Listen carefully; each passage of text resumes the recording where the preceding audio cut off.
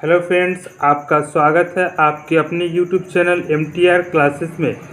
आज हम परसेंटेज के पार्ट थर्ड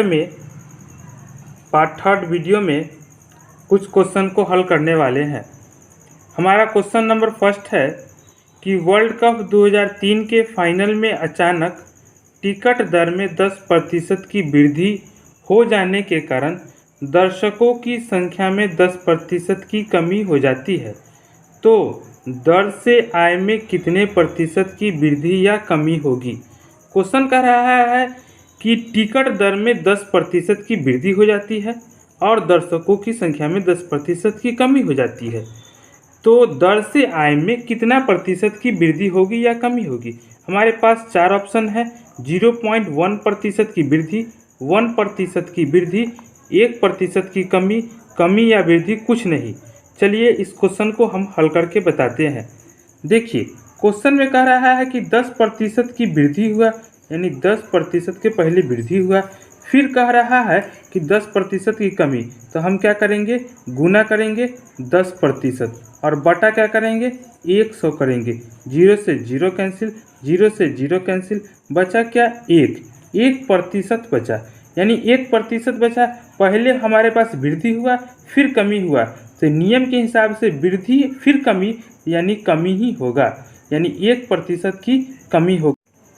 सेकेंड क्वेश्चन में आते हैं। किसी त्रिभुज की भुजाओं को मापते समय आधार को 40% अधिक मापने की भूल हो जाती है, जबकि चौड़ाई को 40% कम मापने की भूल हो जाती है, तो त्रिभुज के क्षेत्र में कितने प्रतिशत की वृद्धि या कमी होगी। हमारे पास चार ऑप्शन है। 16% की कमी, 16% की वृद्धि, 4% की कमी, इनमें से कोई नहीं। चलिए क्वेश्चन को हम फिर से समझते हैं। यानी आधार को 40% अधिक मापने की भूल हो जाती है और जबकि चौड़ाई को 40% कम मापने की भूल हो जाती है। इस क्वेश्चन को हम अपने यूनिक ट्रिक के साथ हल करने वाले हैं।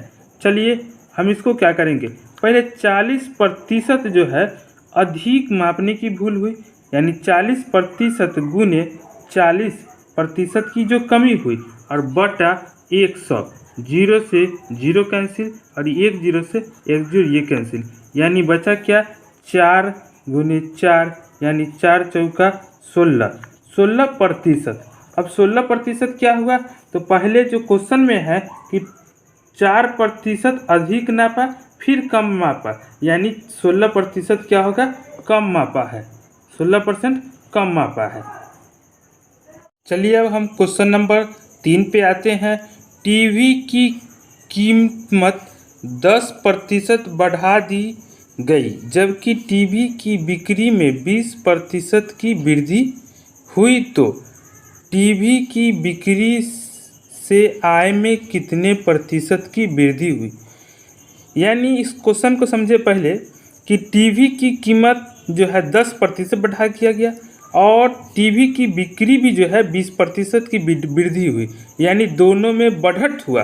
तो इस क्वेश्चन को हम हल करने के लिए क्या करेंगे, सबसे पहले 10 + 20 यानी 10% की बिक्री जो वृद्धि हुई और जो है और 20% की वृद्धि हुई, इस दोनों को ब्रैकेट में ले लेंगे और उसके बाद क्या करेंगे, 10 गुने 20 बटा 100, 1 0 से 1 0 इधर कैंसिल, 1 0 से 1 0 इधर कैंसिल। अब बचा हमारे पास क्या, यानी 10 + 20 = 30 और प्लस 1 गुने 2 यानी 2 = 30 + 2 = 32, यानी 32% की जो है वृद्धि हुई, 32% की। अपने अगले क्वेश्चन पे आते हैं। एक आदमी के पास उसके बैंक के खाते में 2 वर्ष पहले 4800 रुपया था। उसने पहले वर्ष 20% जमा किया तथा दूसरे वर्ष 25% राशि बढ़ाकर बैंक में जमा किया, तो उस आदमी की वर्तमान में राशि क्या है। यानी एक आदमी है, उसने 4800 रुपये जमा किया 2 साल के लिए पहला साल उसने 20% अधिक जमा किया और दूसरा साल 25% अधिक जमा किया। तो चलिए इस क्वेश्चन को हम हल करते हैं। यानी 4800 का 20% अधिक जमा करने का मतलब यह होगा कि इसने 120% जमा किया बट्टा 100 और गुने 125/100। डबल जीरो से डबल जीरो इधर कैंसिल कर दिए। 25 25 100, 25 25 125 और 25 चौका 100। 4 से काटेंगे तो ये 30 बार में कट जाएगा। यानी 48 गुने 30 गुने 5, 48 गुने 30 गुने 5 इजिकल टू 7200 रुपया। यानी उस व्यक्ति ने 4800 रुपया 2 वर्ष के लिए जमा किया। उसने पहले वर्ष 20% जमा किया तथा दूसरे वर्ष 25% राशि बढ़ाकर बैंक में जमा किया।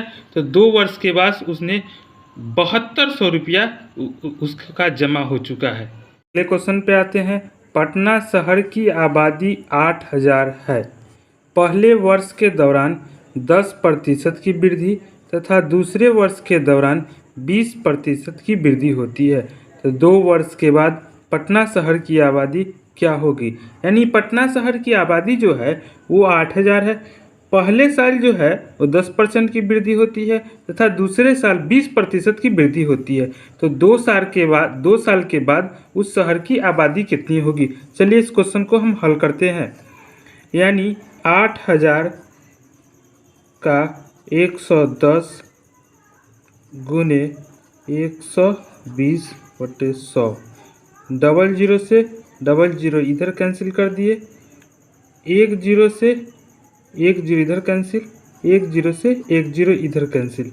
यानी 8 गुने 11 गुने 120 इजिकल टू करेंगे 11 8 88 गुने 120 यानी 10,560।